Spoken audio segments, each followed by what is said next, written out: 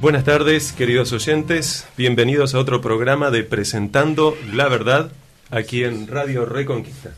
Estamos en 1220 AM, son las 3:04 minutos y vamos a tener otro interesante programa en la tarde de hoy. Bienvenido, Héctor, espero que te encuentres bien. Bienvenido, Pastor Alejandro, bienvenidos a todos los que están escuchando y muchas bendiciones para ellos. Muy bien. Vamos a tener luego el viernes que viene, si Dios quiere, nuevamente la compañía junto a nosotros dos de Pablo, que también está haciendo el programa con nosotros. Vamos a repasar de una forma breve, pero tratando de apurarnos con el tiempo, porque hoy la verdad es que el programa es sumamente interesante. Todos los programas son interesantes, pero el tema del programa de hoy es un tanto al mismo tiempo delicado, por lo cual vamos a tratar de avanzar de una forma rápida, pero explicando detalle a detalle.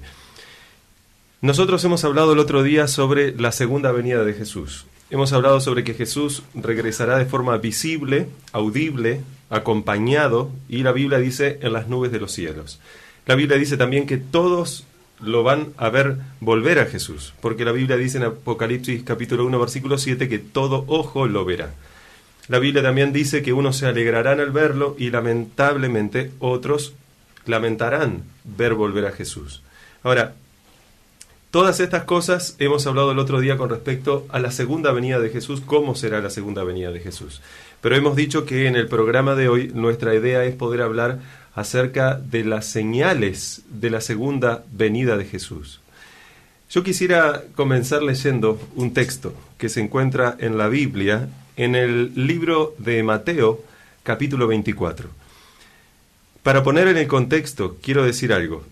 Los discípulos de Cristo habían caminado durante todos esos años, prácticamente casi 3 años y medio para decirlo de una forma clara, con Cristo, y en un momento determinado ellos se enorgullecen del templo que tenían delante de ellos. Era un templo que había mandado a reconstruir Herodes, había sido modificado, era un templo majestuoso, no tan majestuoso como el templo que había hecho Salomón, de acuerdo a la Biblia, pero sí era un templo muy espléndido. Entonces ellos, sintiéndose orgullosos, le dijeron al Señor Jesús, mira cuán impresionante es el templo. Entonces es interesante que la Biblia dice en Mateo capítulo 24, versículo 1 lo siguiente: cuando Jesús salió del templo y se iba, se acercaron sus discípulos para mostrarles los edificios del templo. Y ellos les estaban mostrando, mira qué impresionante, estas grandes piedras, rocas macizas con las que estaba hecho el templo, el oro por todos lados, lógicamente también. Y respondiendo él, dice en el versículo 2, ¿veis todo esto? De cierto os digo que no quedará aquí piedra sobre piedra que no sea derribada. Ahora Jesús dijo algo muy claro. Y en el versículo 3, entonces, se ve que pasó un rato de que ellos estaban ahí mostrándoles, y él dice que se fue a otro lugar. La Biblia dice que se fue al Monte de los Olivos. Y en el Monte de los Olivos, los discípulos se ve que se quedaron pensando, ¿cuándo será esto de que será destruido el templo?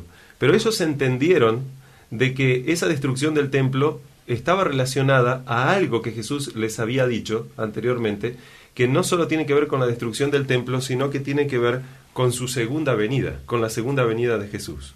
Entonces ellos, en el versículo 3, dice, y estando él sentado en el Monte de los Olivos, los discípulos se le acercaron aparte diciendo, dinos, ¿cuándo serán estas cosas y qué señal habrá de tu venida y del fin del siglo? Estamos viendo acá que los discípulos, ya estando al lado de Jesús, o sea, estando al lado de Dios, tenían ya la incertidumbre, la duda, querían saber cuándo iba a ser la segunda venida. Eso por un lado. Sí. Pero ¿tenemos cómo saber cuándo es la segunda venida? Bueno, esa pregunta se la han hecho muchas personas a nivel mundial. Yo en su momento me la hice. Muy bien, y yo también. En su momento me la he hecho hasta que he entendido lo que la Biblia enseña. Vamos a explicar. Todos tenemos que tener ese gran interés que mantuvieron los discípulos de conocer acerca de la venida de Jesús. Fíjate, los discípulos preguntaron a Jesús, en los versículos que acabamos de leer, 2 cosas. Y ustedes dirán, ¿cuáles? Bueno, ellos preguntaron 2 claras preguntas. Preguntaron ¿cuándo? Y preguntaron ¿qué? Preguntaron ¿cuándo sucederá? preguntaron. Eso está claro ahí en el versículo 3. Dice ellos, ¿cuándo serán estas cosas? Ellos querían evidentemente saber cuándo vendría Jesús por segunda vez. Querían saber la fecha. Ahora, otra cosa que preguntaron es ¿qué? Porque dijeron, ¿cuándo serán estas cosas? ¿Y qué señal habrá de tu venida y del fin del siglo? O una mejor traducción sería del fin del mundo. Ahora, ahí, para contestar a estas dos preguntas, debo dejar algo claro. Hay algo que nosotros no podemos saber y hay algo que sí podemos saber. ¿Qué cosa no podemos saber? No podemos saber el cuándo. No podemos saber cuándo Jesús regresará. Pero sí podemos saber qué señales habrá de la venida de Jesús. ¿Cómo sabemos que no podemos saber cuándo Jesús regresará? O sea, ¿cómo sabemos que no podemos saber la fecha y la hora, el día y la hora del regreso de Jesús? Porque la misma Biblia lo dice. El mismo Jesús, en el mismo capítulo 24, en el versículo 35 dice: el cielo y la tierra pasarán, pero mis palabras no pasarán. Y presta atención, querido oyente, a lo que vas a escuchar ahora. Dice Jesús: pero del día y la hora nadie sabe, ni aun los ángeles de los cielos, sino solo mi Padre.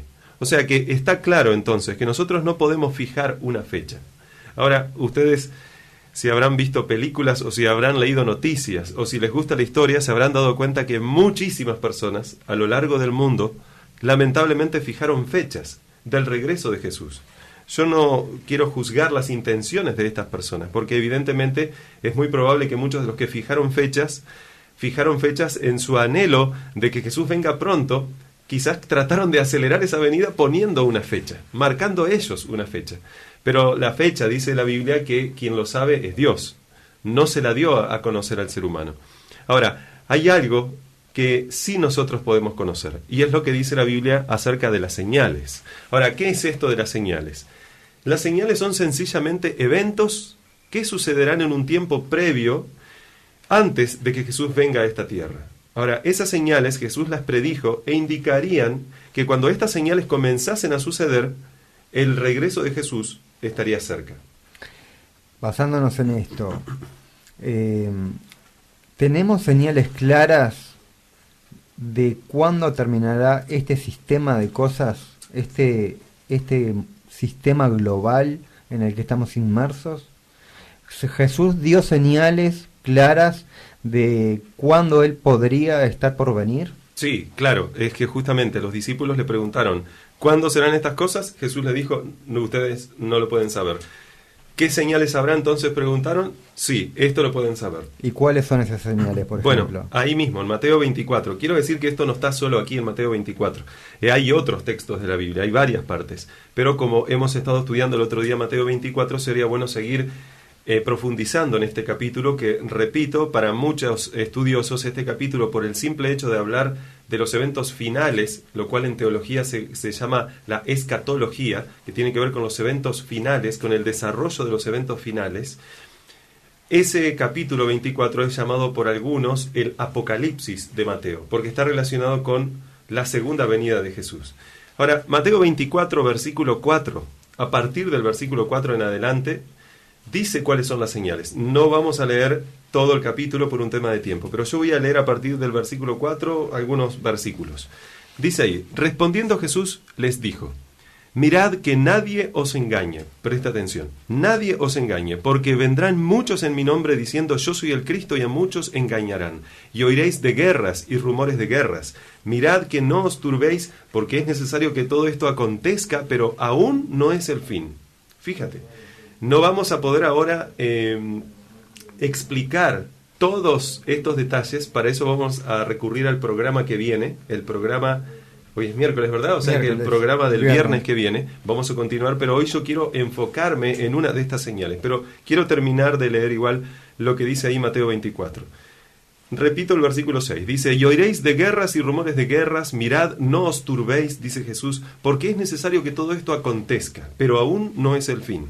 Porque se levantará nación contra nación, y reino contra reino, y habrá pestes y hambres y terremotos en diferentes lugares, y todo esto será principio de dolores. El versículo 9 dice: entonces os entregarán a tribulación y os matarán, y seréis aborrecidos de todas las gentes por causa de mi nombre.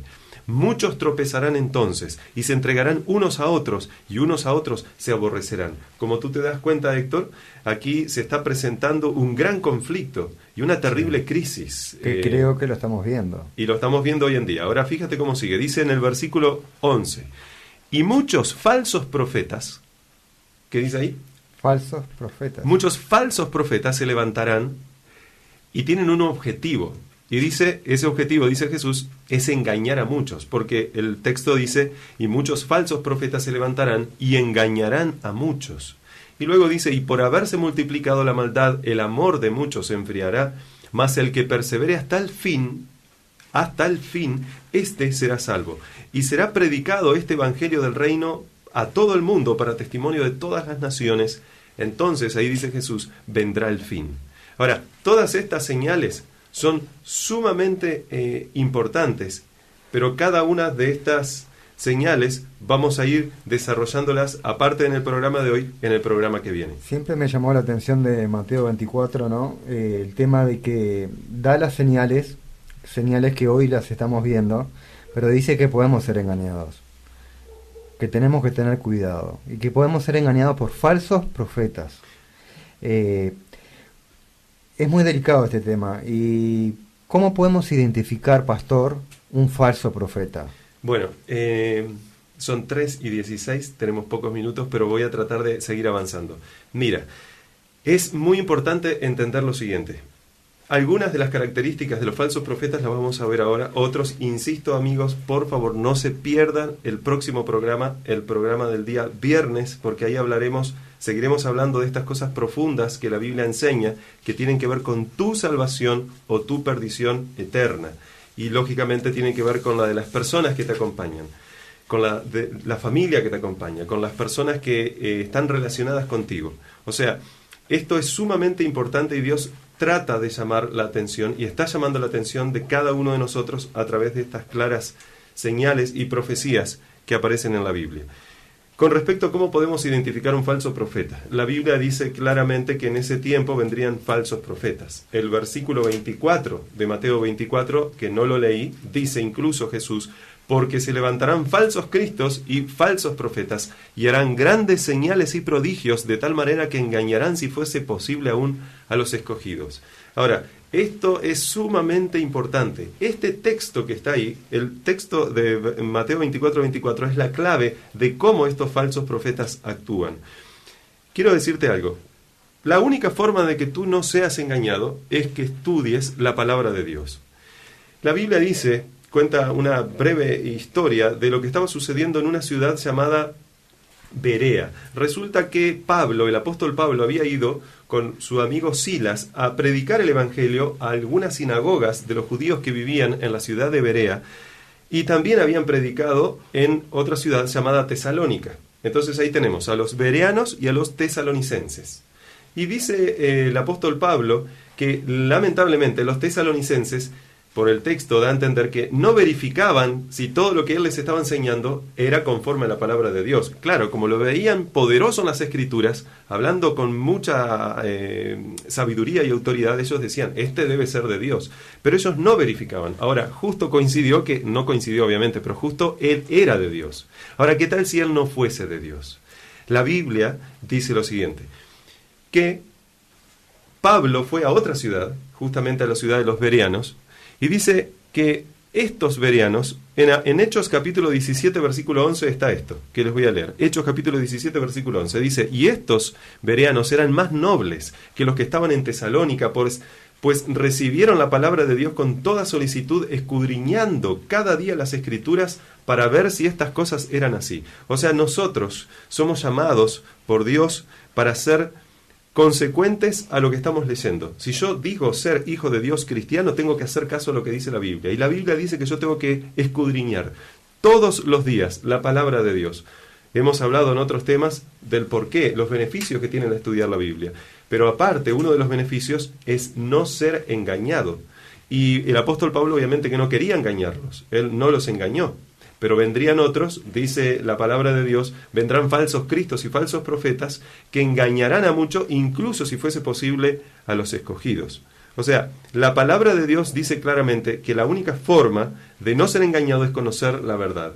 La única forma de no ser un esclavo del pecado, la única forma de ser libres de la muerte eterna, libre de falsas doctrinas, libre del error, es conocer la verdad. Por eso dice en Juan 8:32, y conoceréis la verdad, y la verdad os hará libres. Ahora,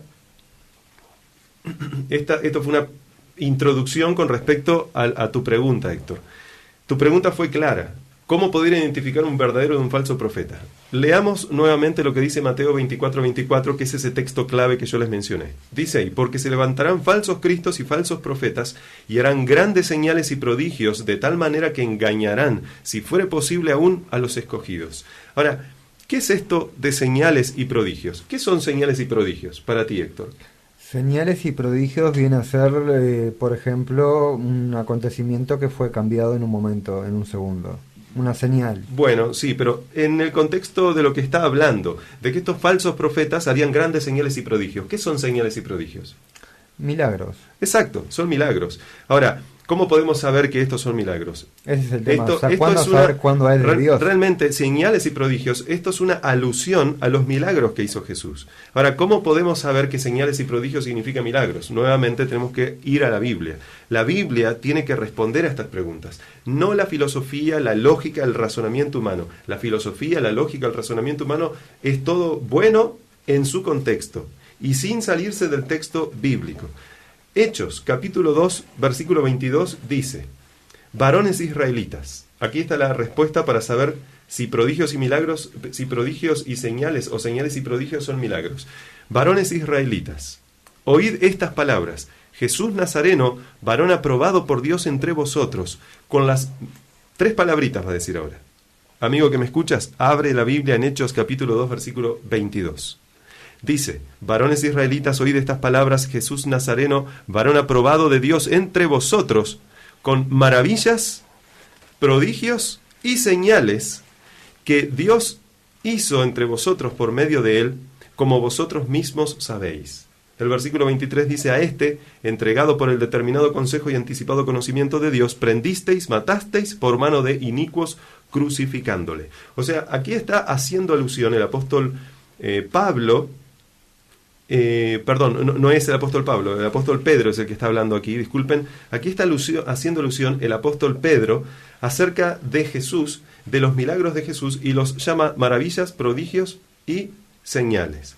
Más adelante, en Hechos capítulo 5, versículo 12, ahora se va a hablar de las señales y prodigios, pero no que hizo Jesús, sino que hicieron los apóstoles. Dice, y por lo tanto, de los apóstoles se hacían muchas señales y prodigios en el pueblo, y estaban todos unánimes en el pórtico de Salomón. ¿Dónde más? Por ejemplo, en Hechos capítulo 6, versículo 8. Amigo que me escuchas, a propósito yo estoy dando esta cantidad de textos para que veas la evidencia contundente que hay en la Biblia acerca de estas cosas. Y Esteban, dice la Biblia, y Esteban, lleno de gracia y de poder, hacía grandes señales y prodigios entre el pueblo. ¿Qué son entonces estas grandes señales y prodigios, Héctor? Milagros. Está claro. La Biblia no da a entender otra cosa, son milagros. Y quiero decir otra cosa, la Biblia lógicamente no fue escrita en español. Recordemos que la Biblia es un libro compuesto de 66 libros, 39 de los cuales están en el Antiguo Testamento, 27 en el Nuevo Testamento. Esos 39 del Antiguo fueron escritos en hebreo, su mayoría, y una partecita en arameo, y el resto de la Biblia, que es el Nuevo Testamento, fue escrita en griego. Y es interesante que muchas veces la palabra que se traduce como milagros también se traduce como maravillas, que son estas maravillas, señales y prodigios que hemos visto en Hechos capítulo 2, versículo 22. Basándonos en esto, pastor, que usted ha dicho, y es la verdad que es impactante, las señales, prodigios y milagros.